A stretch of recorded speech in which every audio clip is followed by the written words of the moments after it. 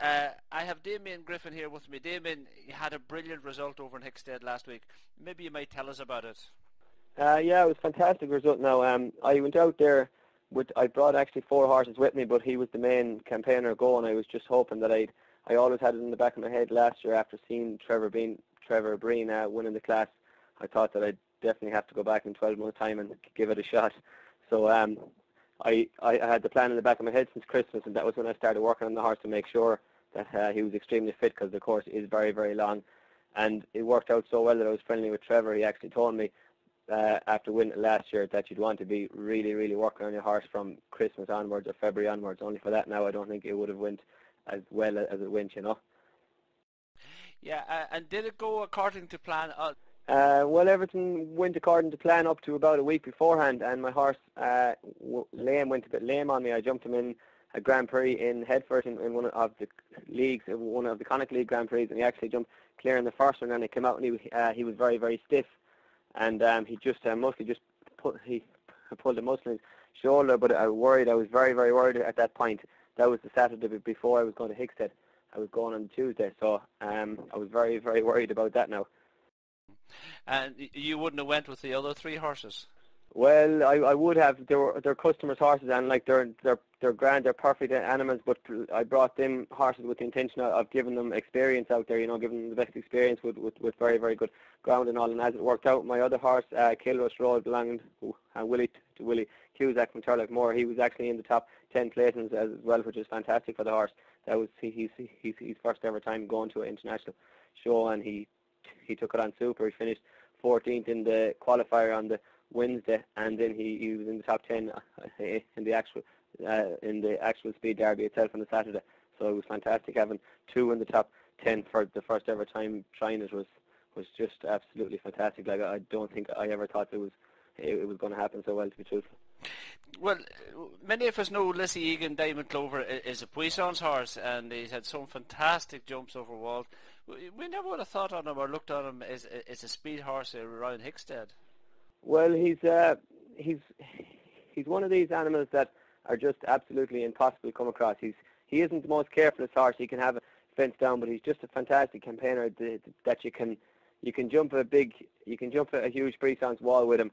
You can go back in and do a speed class and come back the next day and do a Grand Prix with him. Like, he's one of these real proper Irish bred animals that his head is very high when he's in the ring, but once you come outside, he's very chilled out, and he's a horse that he knows exactly when he's after doing right or doing wrong. Like, on Saturday, after galloping him around the arena and the chairs and the crowd, he came out and he knew that he was doing a super job. Like, he got chilled out straight away, and there was kids rubbing him and patting him. And he knew he was after doing a proper job. Like, you know, he's a super horse. He's fantastic. In the yard at the moment, maybe you might tell us a little bit about the business at home.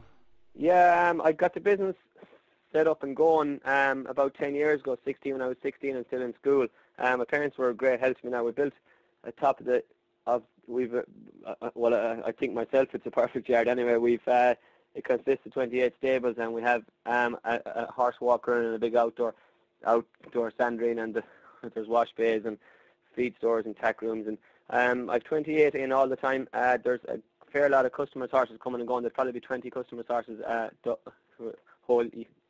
constantly in the yard. I do an awful lot of getting the horses going for the sales and Cavan and Gore's Bridge, and I do a good bit of pre-training for thoroughbreds, which is kind of a bit quiet at the moment. And I also, during the winter time breakers, we'd have any given time 10 or 12 horses in for breaking, as well as hunting horses, and then of course the show jumping part. But if I could it all, I'd be trying to prepare myself to get more, trying to do more international shows if I could. It's just hard to make the transition from being people hearing you as being able to break animals and getting them going at sales to try and make the change onto doing a few more international shows. You know, it's hard to get the quality of horse for it here in this country, you know. Just when you're talking about the quality, have you any horses in there that you think might replace or could be a possible replacement for Lissy Egan?